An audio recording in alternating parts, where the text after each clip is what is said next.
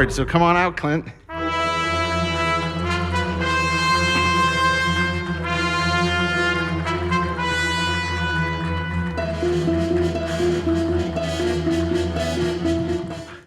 I want to ask you, because obviously you come from a very auspicious acting background. Your dad, Rance Howard, of course, was an amazing actor, and you started acting very young. When did you get bitten by the bug, so to speak? When did you realize this is something you wanted to do for a living? I was literally not in my awareness.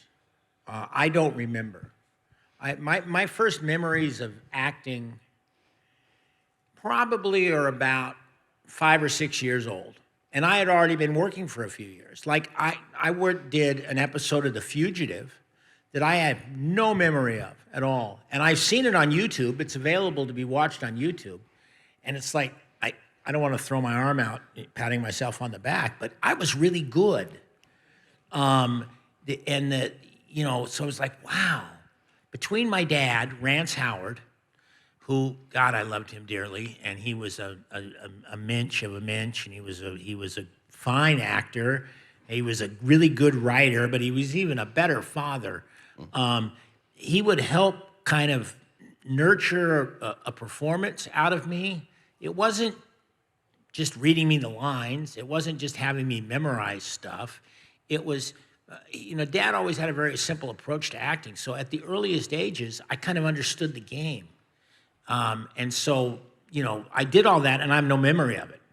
So my first memories was a television series called The Baileys of Balboa with Paul Ford and Sterling Holloway.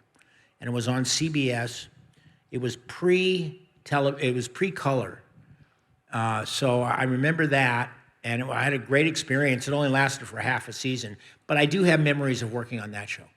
Well, an interesting fact, fun fact, Sterling Holloway, in addition to being an amazing character actor, was also the voice of Winnie the Pooh. Many years later, you went on to do the voice of Roo. Yeah. I mean, actually, there was a time I hadn't known him. But Sterling Holloway played Winnie the Pooh, and I played Roo. And I believe it was Winnie the Pooh and the Blustery Day, one of Disney's. It wasn't a full-length feature. I think it was about 50 minutes long. So anyway, that was I did Winnie the Pooh, I played Roo, and I was also in The Jungle Book. I played the baby elephant, Hathy Jr. Voiceovers, I imagine, are quite liberating. You don't have to worry about going in for costumes, for fittings, and all this worry about where the lens is. And what was it? Do you wish you'd done more voiceovers? Did you find that rewarding when you're doing voiceover work? Well, listen, I like voiceover work. It is fun. Liberating might not be the word I would apply to it, but it, I enjoy it. Listen, I come from, my dad was a working actor who came out of the Depression. He loved to work, and any kind of work in the entertainment business is fun. Because they pay you. My God, even as a kid, you got to understand, it's, acting is like playing with really good props. When I was a kid, my brother and I would play Cowboys and Indians or baseball player or any number of kind of fantasy games, and we would have outfits we would wear. In fact, I was in the very first job I ever did was the Andy Griffith Show, and I played a character called Leon. And Leon simply was a little guy playing cowboy. He had a little cowboy outfit on. So it's just, I've been playing my whole life. But when these kids are playing these imaginary games, they're not playing with a real bear. And of course, you've talked about how you still get probably more mail about anything than Gentle Ben. That has still a huge following today. Well, yeah, Gentle Ben is, first of all, it was a very unique show. My goodness, a 7-year-old boy pulling around on a bear on a chain, in the Florida Everglades. Very memorable. I remember one time, if I may tell this story, Please. I was at a big Hollywood party, and I didn't go to a lot of those. I still don't. I'll go if I feel like I need to or whatever, but the situation arose. It was a Hollywood party, and I went, and it was, I don't know when it was. It was probably probably in the early 90s. And I'm there, and it's really, it's glitzy. And I see Eddie Murphy there. And he was absolutely in his prime. He had a posse, he had red leather pants, and he was just, I mean, what an impressive man and an impressive talent. And he saw that I was in the room, and he broke away from his posse, and he came up and he wanted to talk to me. He introduced himself, and he just wanted to say what an impact I had on his life. Because when he was a child, we were about the same age, and when he was a child, he was living in a bad situation.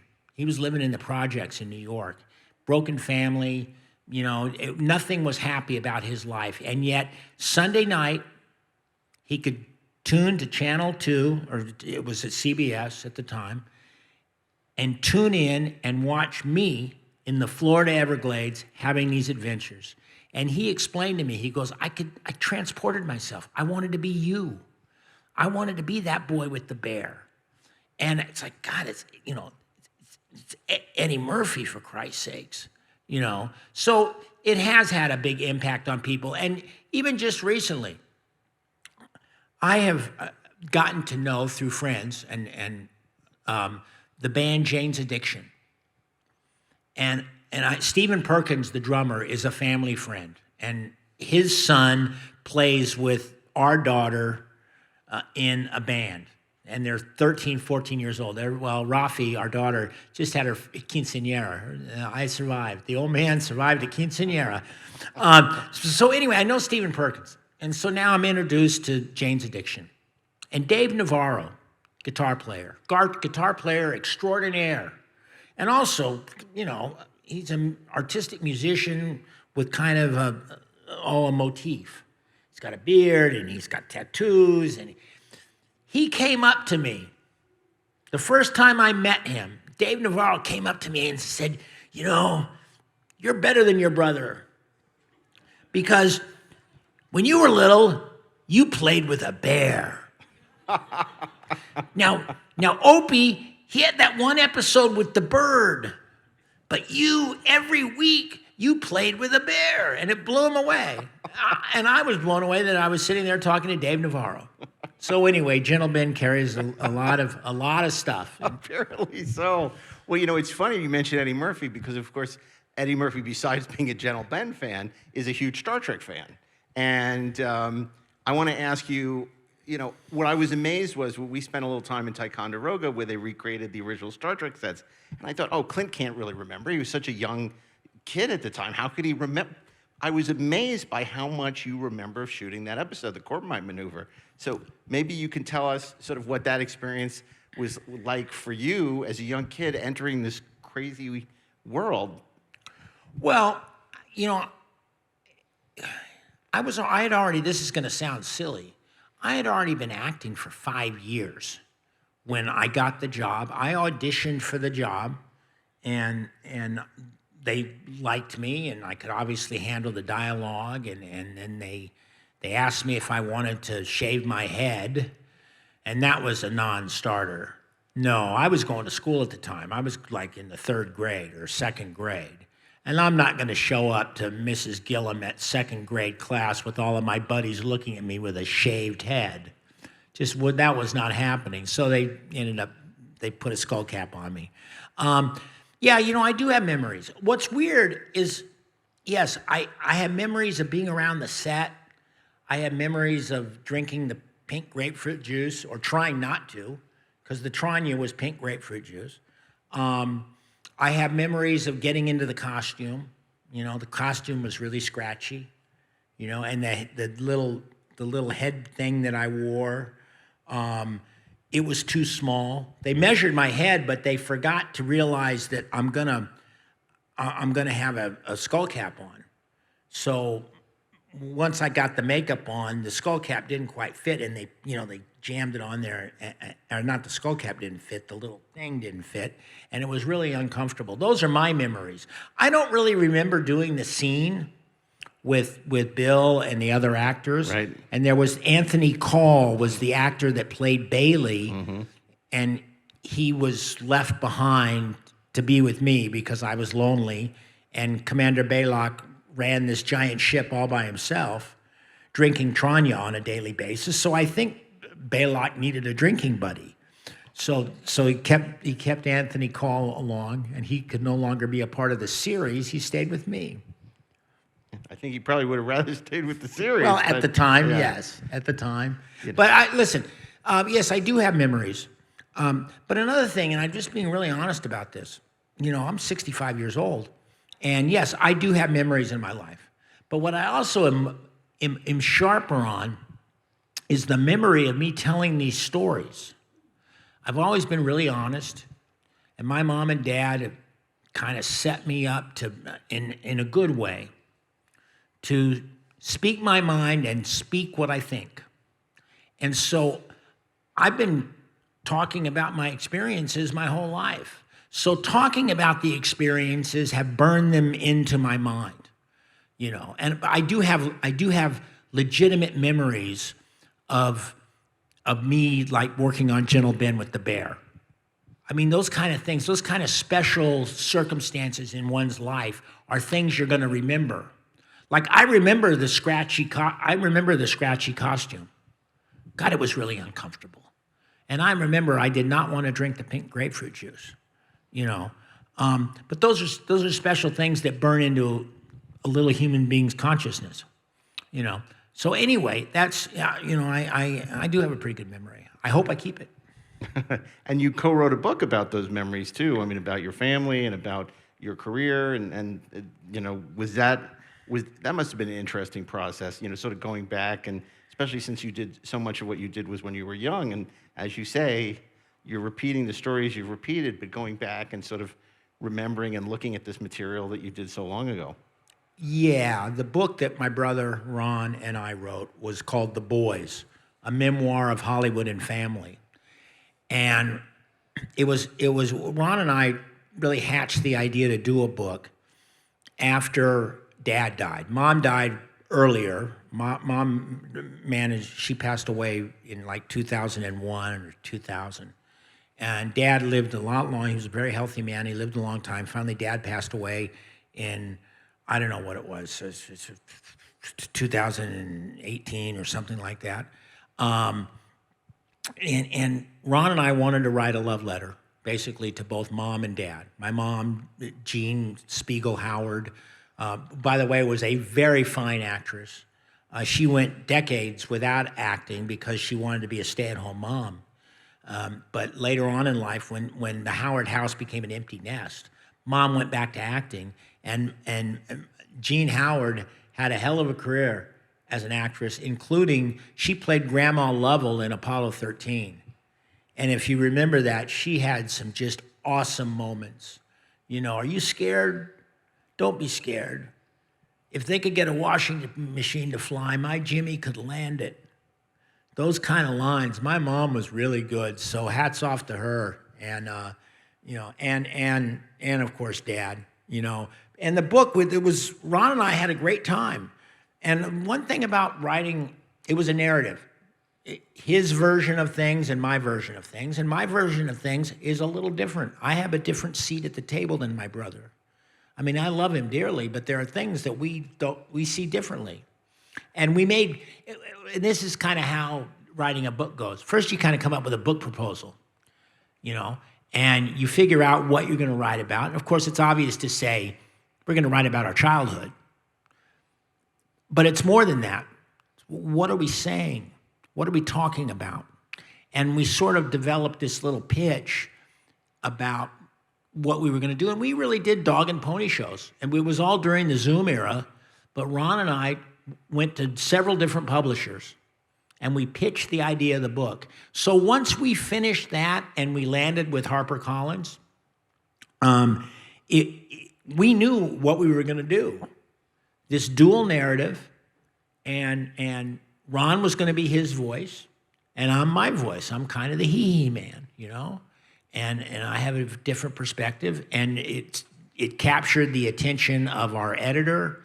It captured the attention of a guy named David Camp, who helped us. It was, you know, a great experience. And my niece, Bryce, Ron's daughter, firstborn daughter, She wrote the forward. Now, Bryce has had kind of a good career. She's done okay for herself. She's done okay. Yeah. Now she's a very successful director. And I'll tell you what, it's really fun to kind of think that the family has become generational. You know? I mean, Dad was doing it, and then Ron and I got in the business, and we did it.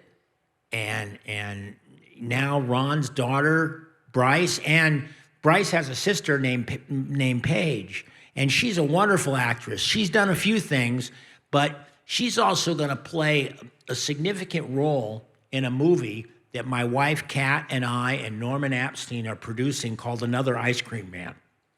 We're going to make Another Ice Cream Man, which is kind of a horror movie. Yeah, there's somebody clapping. Well, hold on.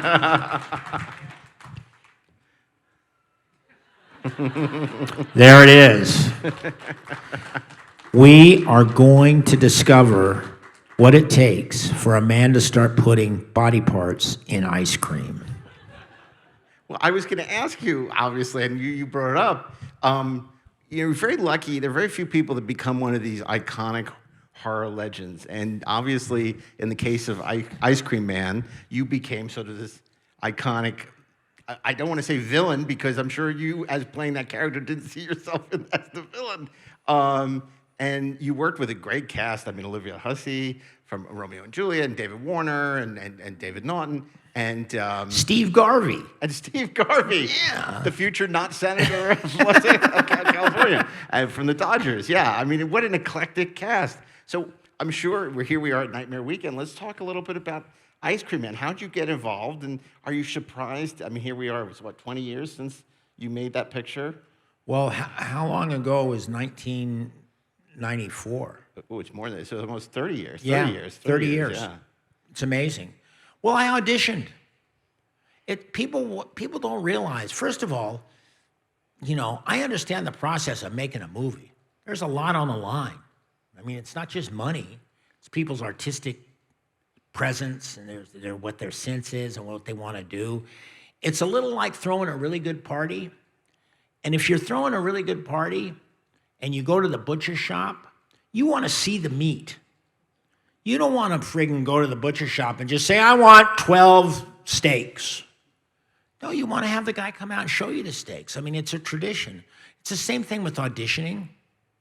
You know, so I have no problem. If some director, some producer, if I get a call and they say they want to see me, you know, this is right in the era of, you know, Apollo 13. I was a known established actor, but I get a call from my agent and they say, there's this part, maybe they're interested in making it's the lead in the movie.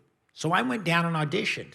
Now, Norman Apstein, the director, told me later that they had offered the part to another guy. But Norman was still going through, he just wanted to go through the auditioning process. But there was one guy they had to pay him. Now, it was just scale money. And I'll just let you know, I mean, I don't talk a lot about finance, but, you know, I made scale on Ice Cream Man. It's what they were offering, and I thought it was a pretty good role, and it was going to be fun, and I was going to be a lead. So I took the job and had a blast. I mean, I realized what kind of movie we were making. Our tongues were firmly planted in our cheeks when we made Ice Cream Man. I mean, my goodness. And you know, Lee Majors Jr. and Jan Michael Vincent, Olivia Hussey. It was a great experience, a great cast. And now, so anyway, the movie came out, and it's become kind of a cult thing. But the thing I'm really excited about is Norman and myself and my wife, Kat Howard. We are producing another Ice Cream Man, and I'm going to be directing it.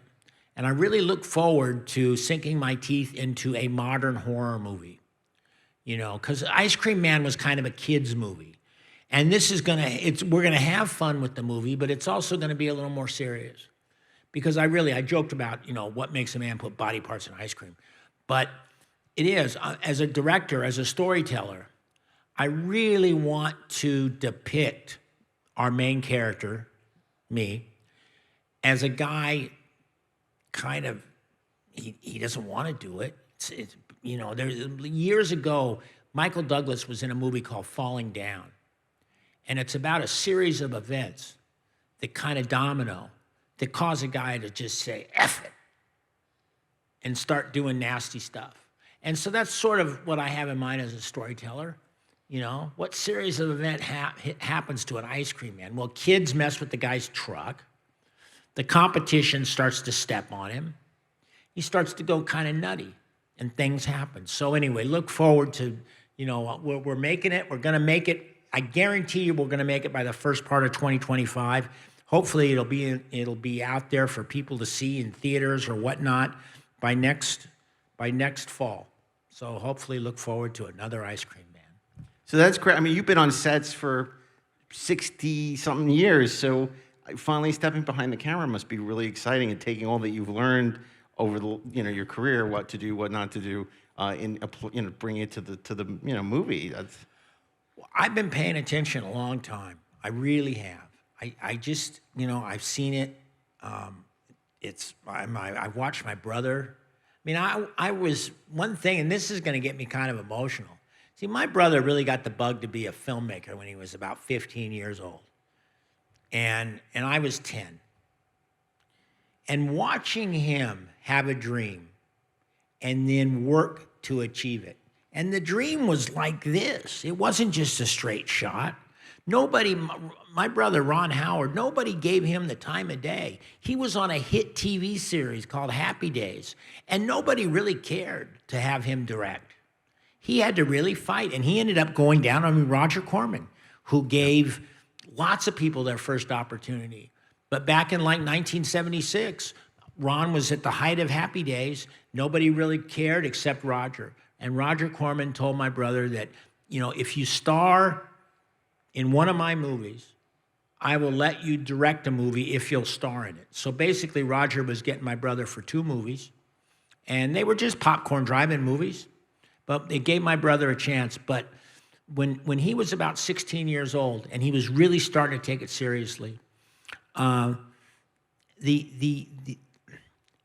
fierceness, if you could believe that my brother could be fierce, the fierceness that he had in his achieving his dream is, and watch him succeed. I mean, it was some of the milestones of watching your big brother direct his first movie, watching your big brother direct Don Amici and Hume Cronin and Jessica Tandy Cocoon, yeah. in Cocoon. That was a big thrilling moment. Watching him do Backdraft. Because all of a sudden, my big brother is directing this big friggin' fire movie with special effects and Robert De Niro, and my brother hired me, and I got to do a scene with De Niro, which was, you know, was wonderful. And then I'll tell you what, I cried. I openly wept when my brother won the Academy Award for Beautiful Mind. It was just, you know, and I'm not a huge believer in awards. A lot of it's just a popularity contest, and, you know, it's just, I don't know. But still, when I was there at home watching television, and when they announced that my brother won Best Director in the Academy Awards, it was like, my God, he did it. And so you know, and to this day, he's still directing. I mean, of course. He's 70 years old, and he wants to continue directing into his 90s. He watches a friend and a colleague, Clint Eastwood. He is still directing at like 94 or something, you know? So God bless him, and God bless my brother. Yeah, and it's interesting because before Apollo 13 and Frost Nixon and Beautiful Mind, it was horror that gave him the chance to become a director, because Roger made his fortune, such as it was his fortune, you know, and these opportunities came because of his success in horror. The fact that you're getting to direct now is also because of your success in horror. Well, yeah, and listen, I've had the opportunity. I've been close to directing a couple movies. I had a movie in pre-production that folded because of financial concerns that I was going to direct. I've been in development on a couple of movies. There's a couple of stories I don't want to, you know, we don't have the time, but I've come close on a couple of occasions. And I did direct. There was a thing on the internet back in the early 2000s. It was the Clint Howard Variety Show. And it was not really it was more of an interview show, but it was kind of a sketch comedy show. And I was the director. I mean, I had a friend of mine who helped me kind of co-do it. And it was just cheap, In fact, that's what it was called. It was the Clint Howard Variety Show, the shortest, cheapest show in the history of Hollywood, because each episode was only 6 minutes long. We did 6 episodes, and we filmed it all at the same time. And it was a wonderful experience. But I have the utmost confidence as a thinker and also as just being physical to be able to do it, that I can do it.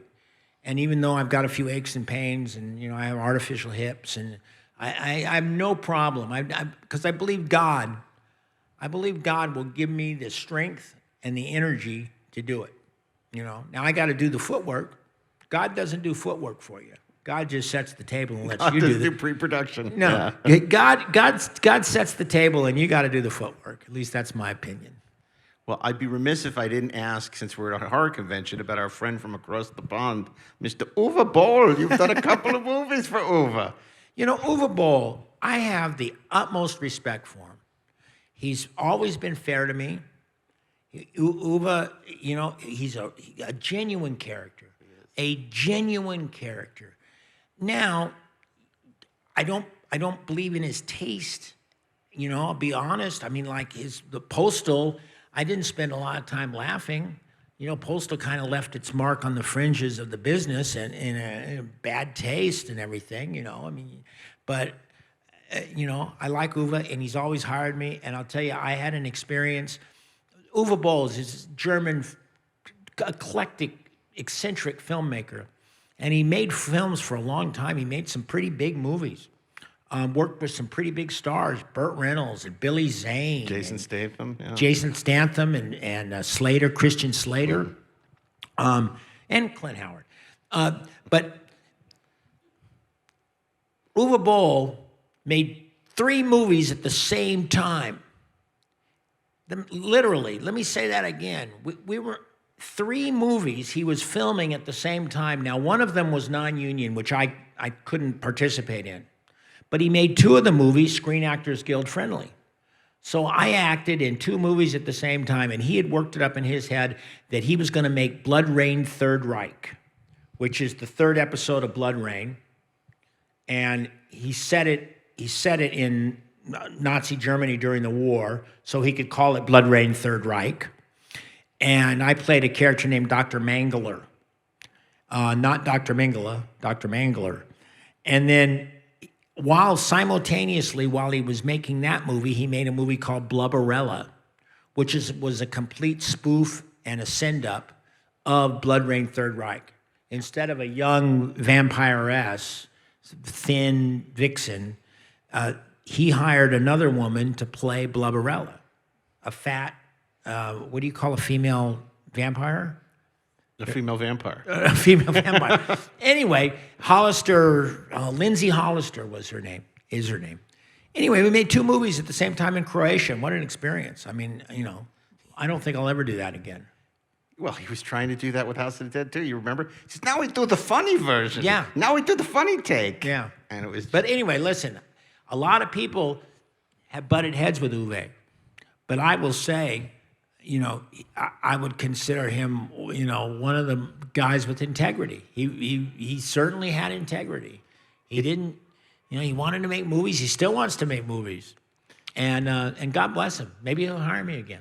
He said it's like working with William Castle back in the day, you know? He was somebody who loved making movies, but he wasn't Roman Polanski, you know? But he knew what he loved, and there was something special about it. Before we go to questions, I want to ask you, we started talking about, you know, Star Trek, and, you know, you had a curtain and you had you know, 2 walls, and, you know, that was Star Trek in the 60s. Years later, you worked in the other universe, in Star Wars, on Solo. Very different. What was your Star Wars experience like? Boy, the Star Wars experience was awesome. And that was another proud moment in my life as a Howard, is when I heard that my brother was going to direct a Star Wars movie. And Ron called me and told me, he said, listen, they're going to replace the guys that are directing Solo, the Han Solo story. And there's talk about me coming in and direct. And wow, it's freaking Star Wars. Ron replaced the 2 directors after like 75 days of production. It just shows you how much how much that franchise means, because they shot for that long, and yet they're going to go back and shoot some more. They ended up shooting for another 60 days. And I was really proud. Listen, I've been around sets all my life, and it was the most technologically fine set I've ever seen, and state-of-the-art equipment. The crew was great. We shot it in England. I shot for a week. My character, Raleigh, was around for a week. And it was fun to do. And it was something I'm really proud of. I'm proud to have been in, I was in Star Wars, I did one movie. But in Star Trek, I've been in 5 different Star Trek series. I was in the original series. I was in Enterprise. I was in Deep Space Nine. I was in Discovery. And I was in Strange New Worlds. So, wow. And I could ask you about that for another hour, but I want to go to questions because I know you have a lot of questions. And so if you want to line up at this mic and ask Clint, and maybe you can pry some more information about Ice Cream Man 2 out of him. Anyone want to come to the... Boy, it's a stampede to the microphone. They're just shy. They're shy. Did you get to drive the Wraith? No, Kane. I did not drive the Wraith. They wouldn't let me. I'll tell you, they had a prototype car that they wouldn't let us even touch it. Wasn't it a Chrysler? It was a Chrysler prototype. Uh-huh.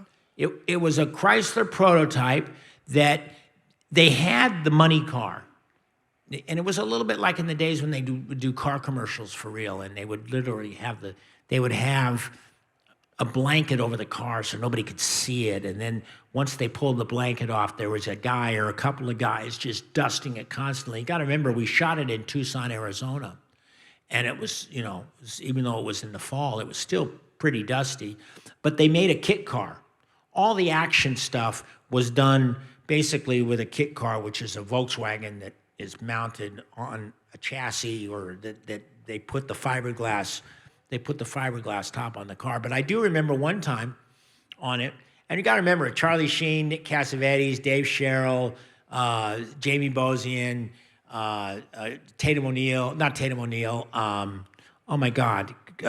Tatum's brother, Griffin O'Neill.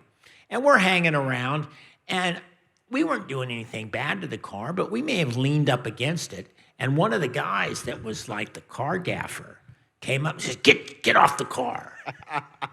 It's like, dude, are you kidding me? I had a great time working on the Wraith.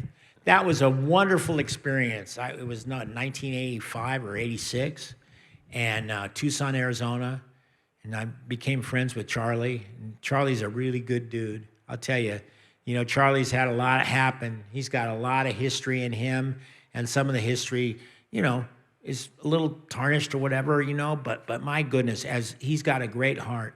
He's a great heart and a great dude, and I wish him the best.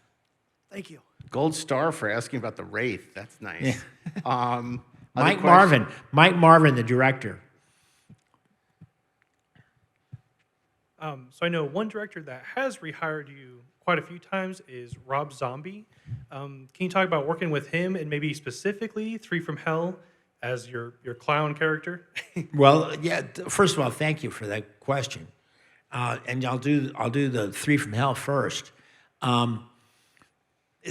That was Rob had asked me. My wife's favorite role of mine, playing Mr. Baggy Britches. She just loved. In fact, while we were dating, in fact, the second date that my wife and I went on, it was to the premiere of 3 from Hell. And it was at a theater, an independent theater in Hollywood. And I invited her, and she told me she wasn't a big fan of horror movies. And I went, oh, shit.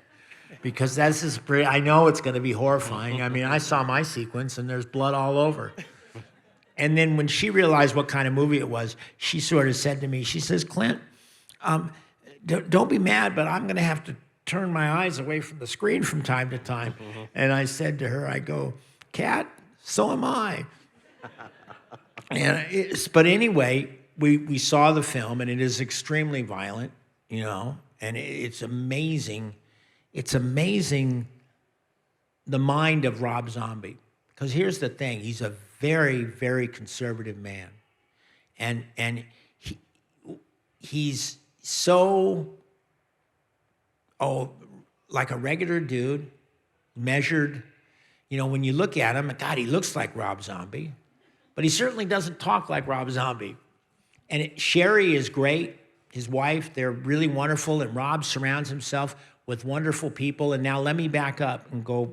The first time I met Rob Zombie was at the Hollywood Collectors Show, and it was years and years ago, and I was just beginning to do personal appearances selling autographs. And like, I saw Johnny Ramone was there. And I knew Johnny because I made Rock and Roll High School with Johnny. And Johnny Ramone, when he would go out in public, he would go out looking like Johnny Ramone. I mean, he's, you know, with the leather and the Levi's torn and everything. He looked just like one of his album covers. And with Johnny Ramone was Rob Zombie. And the two of them were coming in as customers. They were coming in to shop for movie posters. And at the Hollywood Collectors Show, it was vendors, but it wasn't horror. It wasn't, but it was like old Hollywood movie posters. This is back when they were, you know, people could comb through and find old titles, and they were the old original posters. That was the first time I met Rob Zombie. And then he called me for let's see, what was the first movie that I worked with Rob on? I did a commercial for ant bait that I did, that he called me and hired me. In fact, what happened was, he had my number. God, no, I had worked with him on some other movie, but he had my number, and he called me, and he goes, "Hey, Clint, are you interested in doing a commercial?" And I said, first of all, I said, "Rob, who would let you do a commercial?" And he goes, "Oh, no, I did a Woolite commercial last year, and it was really good." And I go, "Well, I don't know, Rob, I guess." He goes, "Well, because I'm here at a producer's meeting with these people that are making a commercial, and your name came up. And I told them that I had your phone number and I'd give you a call." And I said, "Sure, Rob, I'll be in your commercial. It's a funny commercial. It's Amdro ant bait. You already see it on YouTube. I play this serial ant killer. It looks like that I'm a serial killer, and you come to find out all I'm doing is you know, taking their garden spray and spraying for ants." But I worked with Rob a bunch of times, and I'll tell you what, I mean, I knew right away he was Rob Zombie. I knew right away he was a rock and roller, crazy rock and roller, and yet when he gets on the movie set, it's all business. There's no cell phones, no distractions. He's all about getting the shots with his team to finish the vision that he has. And so, you know, I think he's wonderful. Thank you. Well, a big thank you to Clint. I want to remind you that as is tradition at GalaxyCon Nightmare Weekend, they take a big group selfie. So if you can all come to right over there on the stage, and they'll take a picture of you with Clint. And Clint will be here all day signing tomorrow, I believe. Sure, gonna be here all day tomorrow signing. So if you have questions, you didn't want to come to the mic, yeah, he'll be there. He can answer Please. questions. Thank you so much for coming. No, thank you. Appreciate it. Thank you, Clint.